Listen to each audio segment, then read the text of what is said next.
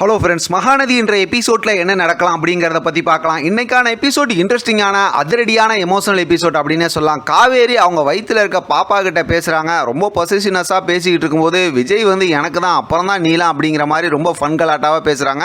ஒரு கட்டத்தில் பார்த்தா பாப்பா கிட்டே நான் சண்டைக்கு போவனாட்டிருக்கு அப்படிங்கிற மாதிரிலாம் பேசிட்டு இப்போ அப்பளம் போடுறதுக்கு பார்த்தோம்னா விஜயோட போர்ஷன்லாம் மாமி யூஸ் பண்ணிக்க சொன்னதுனால இப்போ விஜயோட ரூமை க்ளீன் பண்ணுறதுக்காக காவேரி போகிறாங்க. அங்கே எல்லாம் ட்ரெஸ் எல்லாம் கலாமுலான்னு கிடக்கிறத பார்த்துட்டு எப்படி போட்டு வச்சிருக்காரு பாரு அப்படின்னு சொல்லிட்டு எல்லாத்தையும் க்ளீன் பண்ணுறாங்க. விஜயோட சட்டை எடுத்து மூந்தெல்லாம் பார்த்துட்டு அதை வச்சு அப்படியே ரொமான்ஸாக டான்ஸ்லாம் பண்ணுறாங்க. இப்போ விஜய் அப்படியே நேராக வந்துட்ட மாதிரி அப்படி டான்ஸ்லாம் பண்ணிகிட்டு இருக்காங்க. அதுக்கப்புறம் அவரோட பேக்லாம் க்ளீன் பண்ணும்போது அங்கே டைரிலாம் கிடைக்கிது. ஒவ்வொரு டைரியாக எடுத்து பார்க்குறாங்க. இப்போ அந்த டைரியை பார்க்கும்போது அவரோட பழைய ஃபோட்டோலாம் பார்க்குறாங்க. அதோட பார்த்தோம்னா இப்போ அதை பார்த்துட்டு அவங்க அம்மாவோட ஃபோட்டோ இருக்கிறத பார்க்குறாங்க. அப்புறம் டைரியில் எழுதி வச்சிருக்கிறத பார்க்குறாங்க. அதெல்லாம் பார்த்துட்டு இப்போ பார்த்தோன்னா விஜய்க்கு ஃபோன் பண்ணுறாங்க.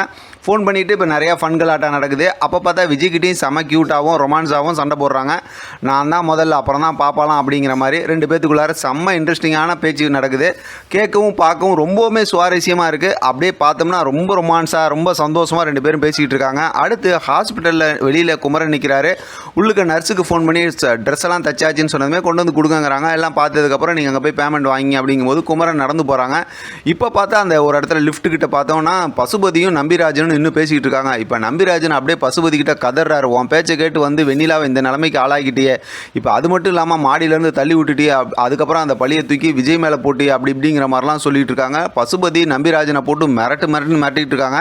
இதில் என்ன பெரிய ஹைலைட்டான விஷயம் அப்படின்னா குமரன் இந்த விஷயத்தை எல்லாத்தையும் பார்த்துடுறாரு. ஃபோன்லையும் ரெக்கார்ட் பண்ணிடுறாரு. அப்போ வெண்ணிலாவை மாடியிலேருந்து தள்ளி விட்டது பசுபதி தானா அப்படிங்கிற விஷயத்தெல்லாம் எல்லாம் ரெக்கார்ட் பண்ணி எல்லாத்தையுமே எடுத்துடுறாரு. ஆனால் அவர் கொஞ்சம் அவசரப்பட்டுறாரு. ஏன்னா அவரால் தாங்கிக்க முடியாமல் நேரடியாக போய் பசுபதி சட்டையை பிடிச்சிடுறாரு.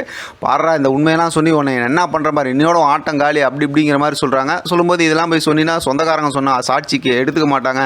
அதனால் உன்னால் என்னை ஒன்றும் பண்ண முடியாது. பசுபதி அப்பயும் இதை தான் பேசுகிறாங்க. இருந்தாலும் என்கிட்ட ஆதாரம் இருக்குங்கிற ஒரு வார்த்தையை சொல்லிடுறாரு. உடனே பசுபதி யோசிக்க ஆரம்பிச்சிடுறாங்க.